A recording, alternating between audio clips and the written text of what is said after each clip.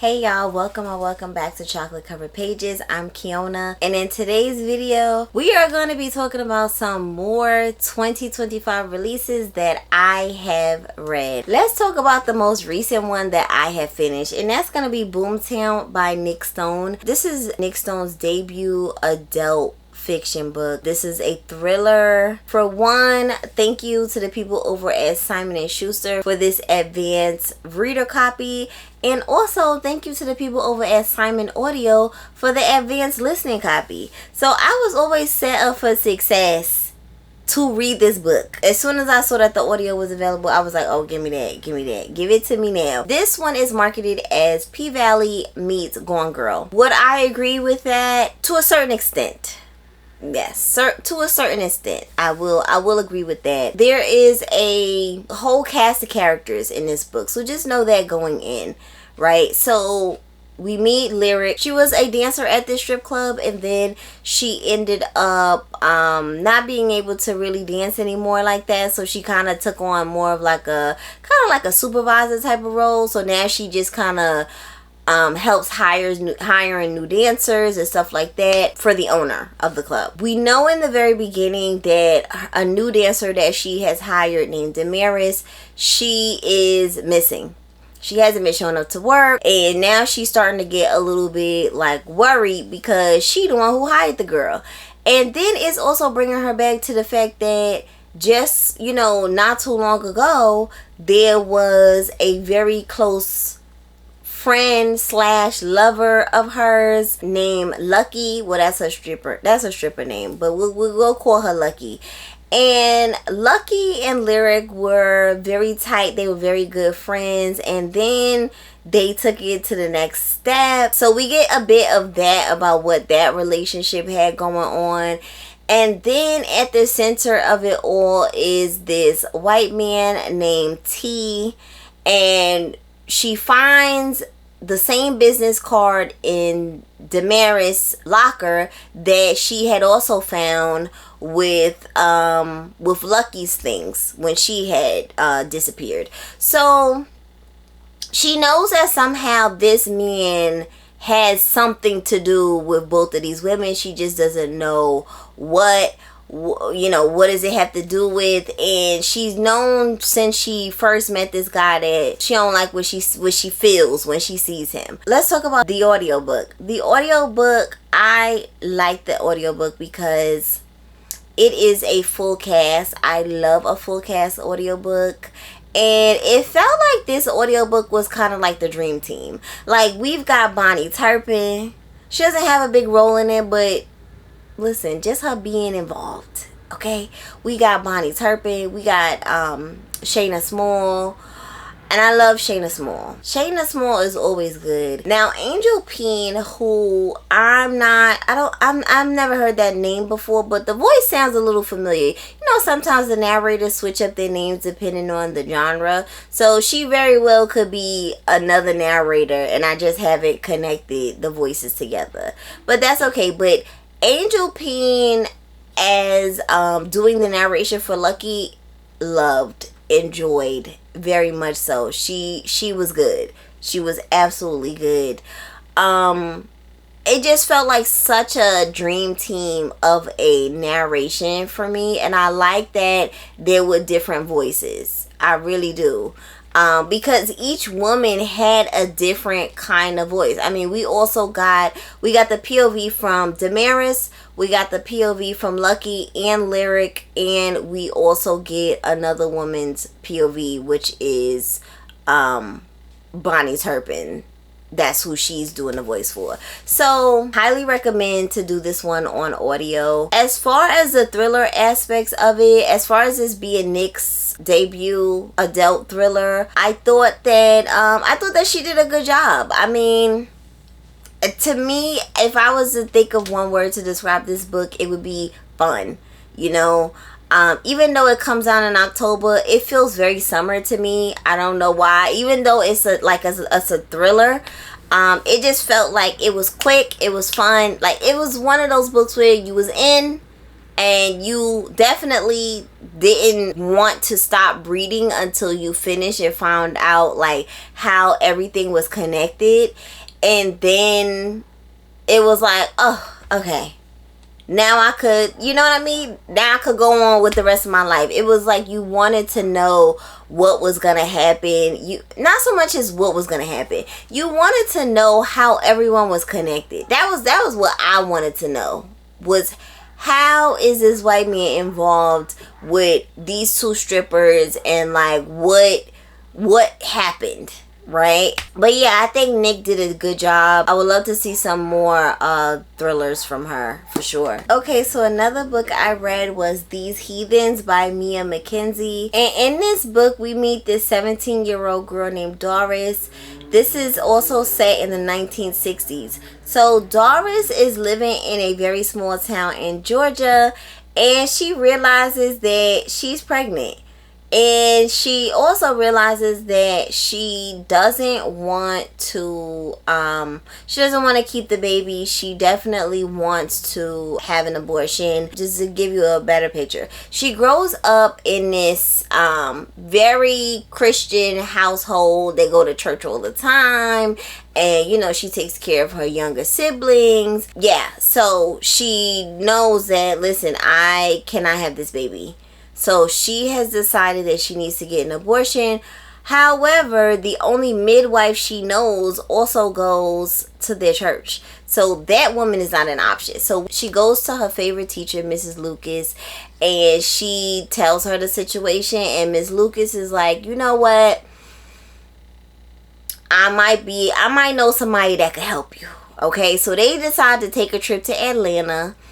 And they go and they stay at Miss Lucas's friend's house, who is pretty freaking rich. And they go stay there. And while they're there, Doris is exposed to all types of things that she's never seen in her life, never came across. She is also seeing that, you know, Miss Lucas might like women, which is mind-boggling to her. She's also exposed to some student activists, and she gets involved in that. Well, kind of sort of involved, but she's watching, you know, she's watching, she's paying attention. This is a whole new world for her, because this is not the type of stuff that goes on where she lives, you know, how she's grown up. And mind you, the crazy thing for me is, I'm like, you got some nerve, little girl.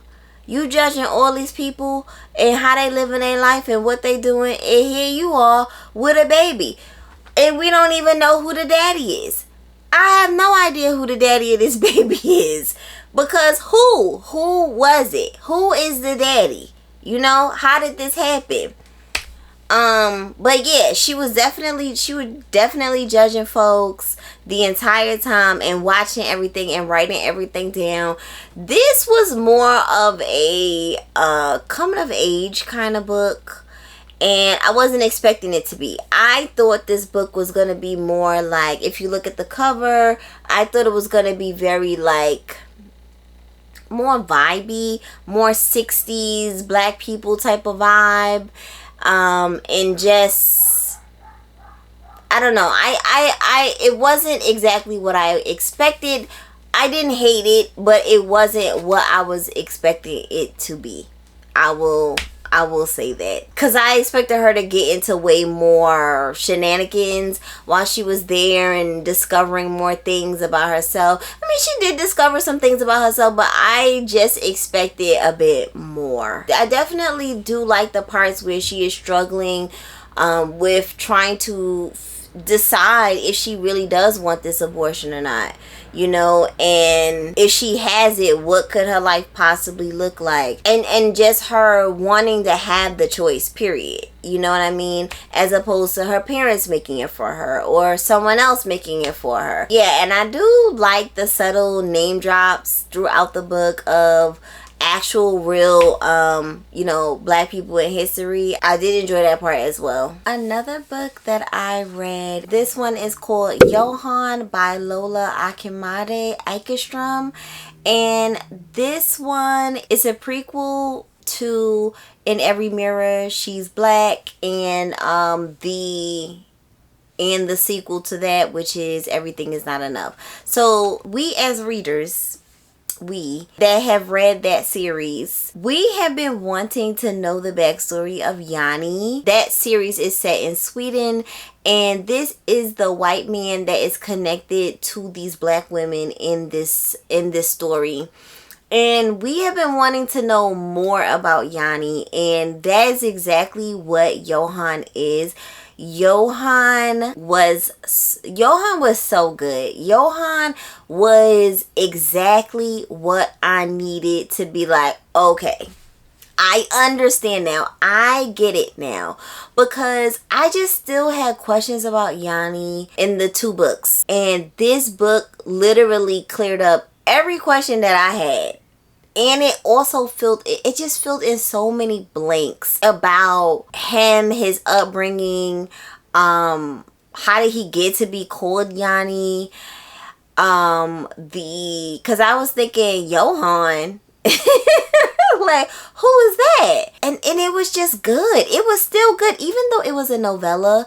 And it was, I wish it was longer. But honestly, it gave me everything I needed. It also gave us some more context on his friend, on his best friend. And, oh my God, I cannot think of his best friend's name right now, but it starts with an R. And because he is also in the other 2 books as well. And this is showing them as, teenage boys. I have so many thoughts about Yanni. I don't know. Like, now I feel so differently about Yanni. I feel bad for Yanni. I do. I feel bad for Yanni. So much has happened. And first of all, a shout out to Lola, who is a gem, who actually sent me the audio version of this book. Okay, I had to go get my copy because I almost forgot that I actually ended up purchasing a copy of this, because the author was so nice to send me a code to listen to the audiobook, and I really enjoyed the audiobook. I really did. It was so very well done. And it was just perfect. It captured Yanni perfect. If you are a fan of that series, you gotta pick this one up. It's that little puzzle piece that we are missing. And now I just feel like I finished reading this and I was just like, okay. Now I get it. Now I understand. I get it now. I get everything. What was done, what happened, and I now know fully who the enemy is. Okay, whose fault this entire thing is, and who, I know everything now. I'm good. Okay, so that is Johan. I don't know how did this end up happening, but I ended up reading 2 books in quarter 3 that were both about very toxic friendships. How did that happen? I don't even know. Let's talk about the one that I read first. And it was Love You to Death by Christina Dotson. I would describe this book as Thelma and Louise meets Set It Off. Set It Off as in Set It Off the movie. Okay? If you are a fan of Set It Off, then you will appreciate this book. It very much has that same desperation, I'm in a bind, Nate type of feel to it, because you have these 2 best friends, right? Kayla and Zori. They are both working in this hotel, and Kayla is actually, she cleans. She she's a maid in the hotels, and she really wants to kind of get this manager position at the hotel. She thinks she can do it. Her best friend, I don't remember what the best friend does there, but she also works there as well. And they work there, during their regular work hours, right? And then when the weekend hits, Kayla and Zori, they go and they crash weddings and they rob the couple. Okay, I mean, stealing the box, walking out with the box of cards and everything, and whatever gifts that they could get. I mean, they even go to the thrift store and they get outfits for these weddings and wigs and all these types of things. So this is what they be doing on the weekend. However, they go to an antebellum themed wedding. And I don't know what they was thinking, but they know that they can't exactly blend in at this wedding as a guest. So they decide to come there and blend in as part of the band. Well, when I tell you things go horribly wrong at this wedding, as you can imagine, okay, as you can imagine. And it is just a snowball effect. Because they can't get from under this terrible thing that has happened at this wedding. And it just snowballs into them having to go somewhere else and take on another persona and all these lies and all of these crimes that they've had to commit in order to try to, get away each time. And, yeah, it was a lot. It was a lot. I did like this. My only gripe with it is that I felt like everything was very much up here. Like very, constant, like high octane thriller type, super high up, and it never felt like we had a chance to like breathe a little bit. And for me, it felt really hard to hold the tension for so long, because it was just like, and another thing and another thing and another thing, and it was just like to the point where I was starting to become a little bit numb to things that I should have been shocked by, if that makes sense. So that's the only thing. And that could also just, be a me thing. But, that's how I felt about it. But yes, in this book, friendship is absolutely explored. What we will do for our friends.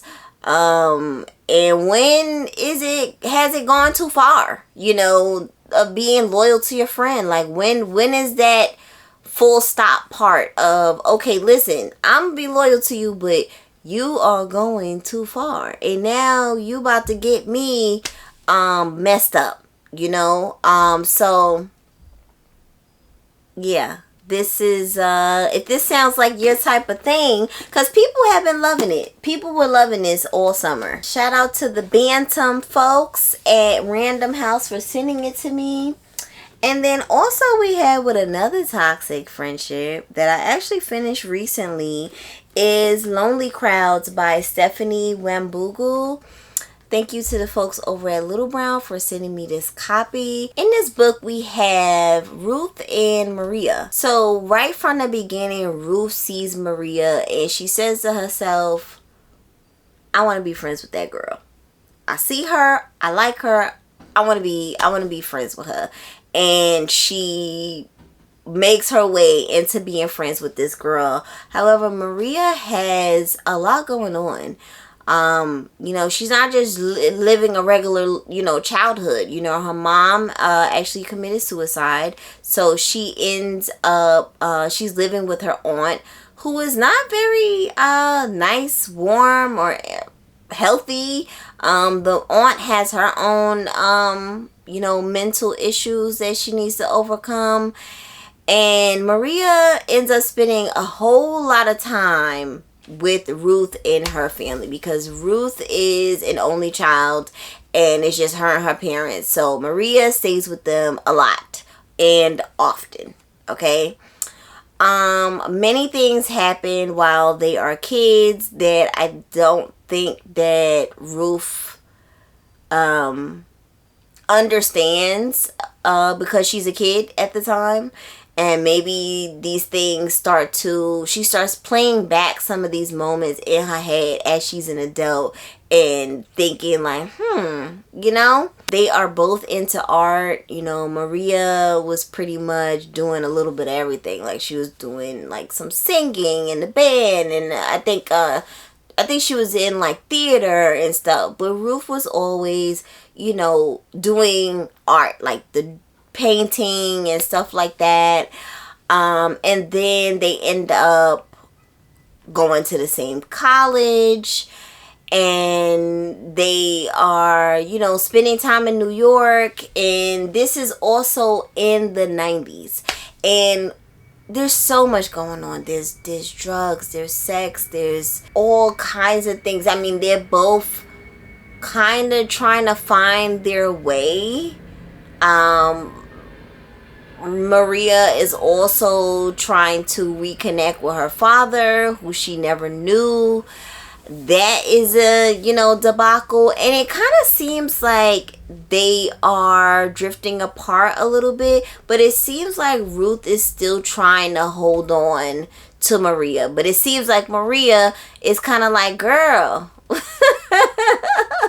you know, unhand me. Like, I want to fly. I want to do my own thing. I want to meet my own friends and stuff. And Ruth does not like any of that. She doesn't like Maria's new friends. And she feels kind of, you know, out of sorts when she finally does meet these new people that Maria has been hanging out with. And she's just like, what? Like, who is this? Like, what is going on? Like, and like I said, there's drugs everywhere.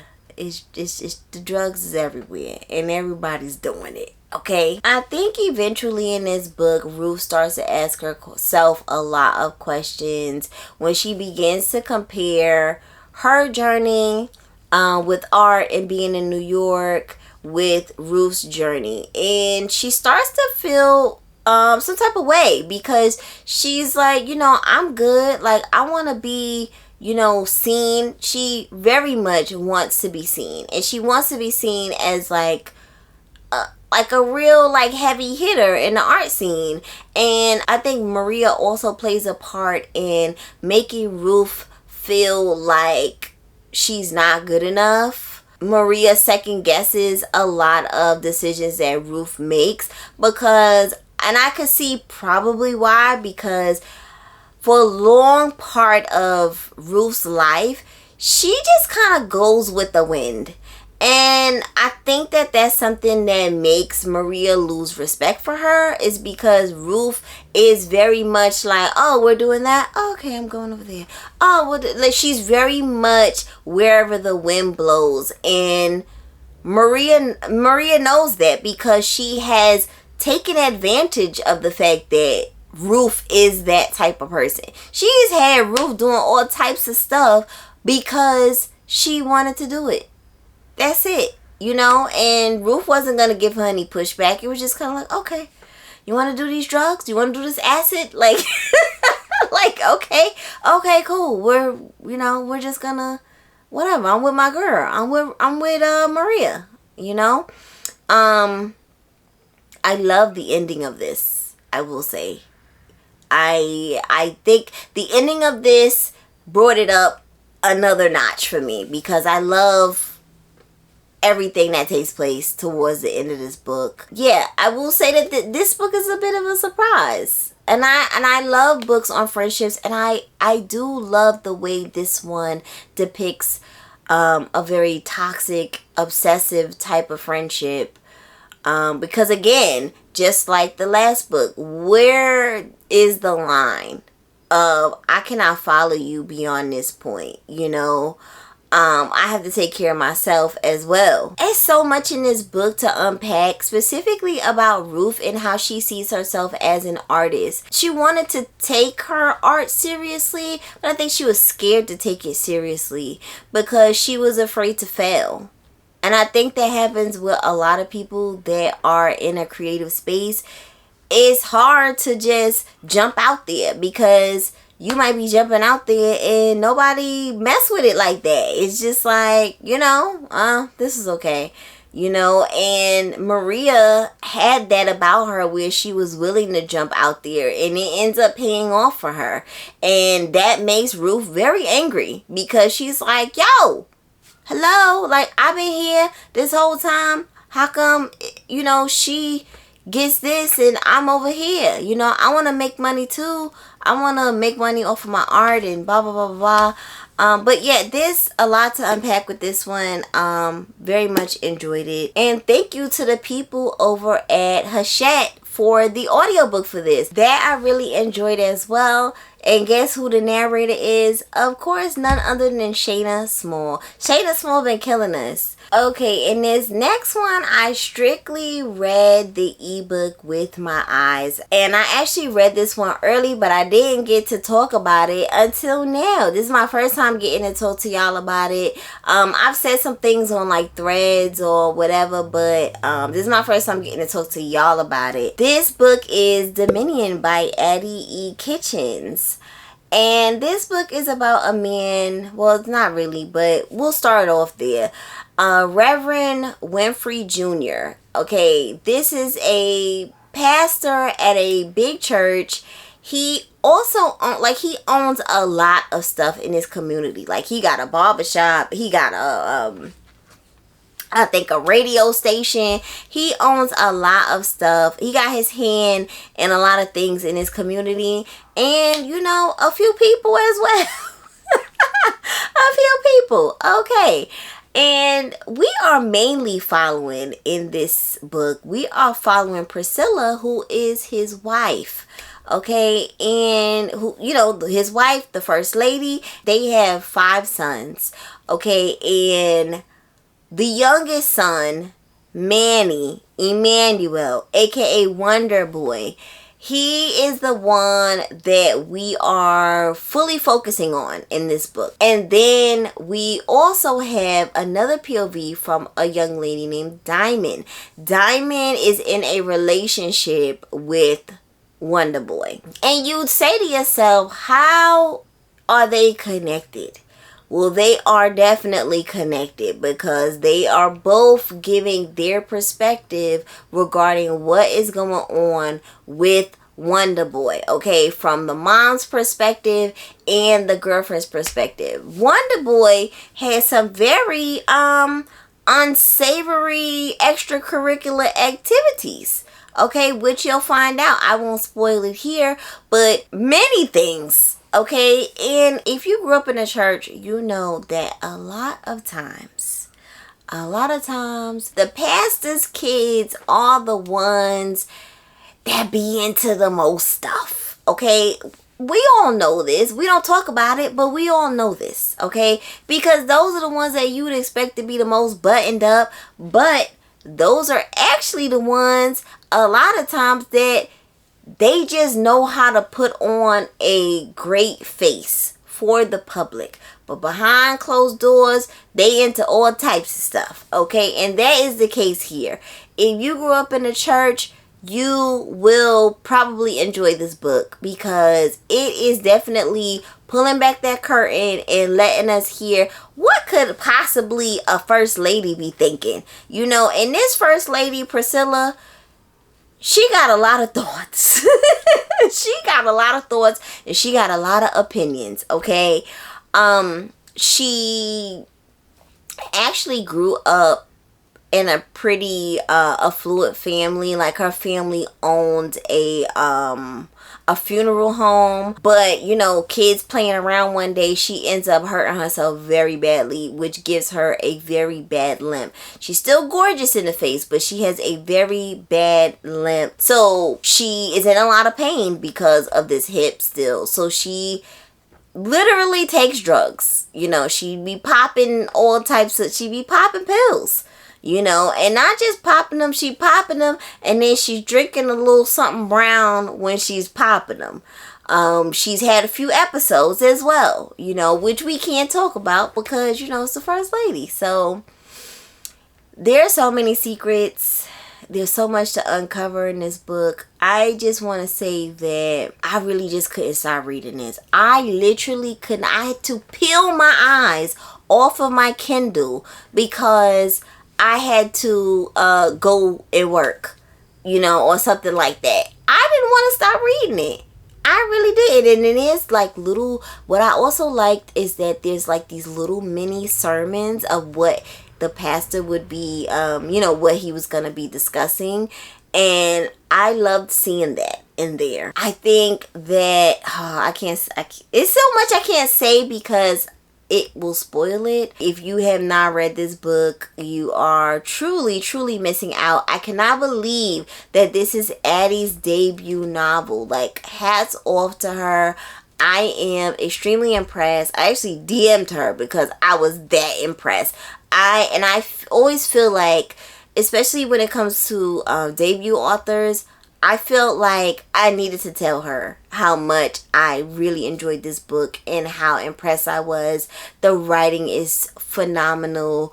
I am very much looking forward to her sophomore novel, because I know it's coming, because this book, everybody has been talking about this, and rightfully so. It's a good one. It's a good one.